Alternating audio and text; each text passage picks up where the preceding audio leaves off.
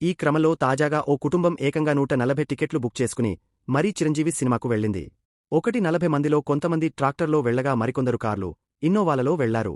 ఇందుకు సంబంధించిన వీడియో ఇప్పుడు సామాజిక మాధ్యమాల్లో బాగా వైరల్గా మారింది. దీనిని చూసిన మెగాభిమానులు తెగ సంబరపడిపోతున్నారు. మెగాస్టార్ హిట్ కొడితే ఇలా ఉంటుందంటూ ఈ వీడియోను షేర్ చేస్తూ తెగ వైరల్ చేస్తున్నారు. కాగా సంక్రాంతి కానుకగా జనవరి 12వ తేదీన రిలీజైన మన శంకర వరప్రసాద్ గారు సినిమా 6 రోజుల్లో ₹260 కోట్లకు పైగా కలెక్షన్లు సాధించినట్లు మేకర్స్ అధికారికంగా ప్రకటించారు. ఇక ఈ వీకెండ్ ముగిసేసరికి ఈ సినిమా ఈజీగా ₹300 కోట్లను దాటేస్తుందని ట్రేడ్ నిపుణులు అంచనా వేస్తున్నారు. మన శంకరవరప్రసాద్ గారు సినిమాలో మెగాస్టార్ చిరంజీవి సరసన నయనతార హీరోయిన్గా నటించింది. అలాగే విక్టరీ వెంకటేష్ ఓ కీలక పాత్రలో మెరిశాడు. క్యాథరీన్ థెరీసా, సచిన్ ఖేడ్కర్, హర్షవర్ధన్, అభినవ్ గోమజం, శరత్ సక్సేనా తదితరులు వివిధ పాత్రల్లో కనిపించారు. Shine Screens, Gold Box Entertainments బ్యానర్స్పై సాహు గారపాటి, సుష్మిత కొణిదెల సంయుక్తంగా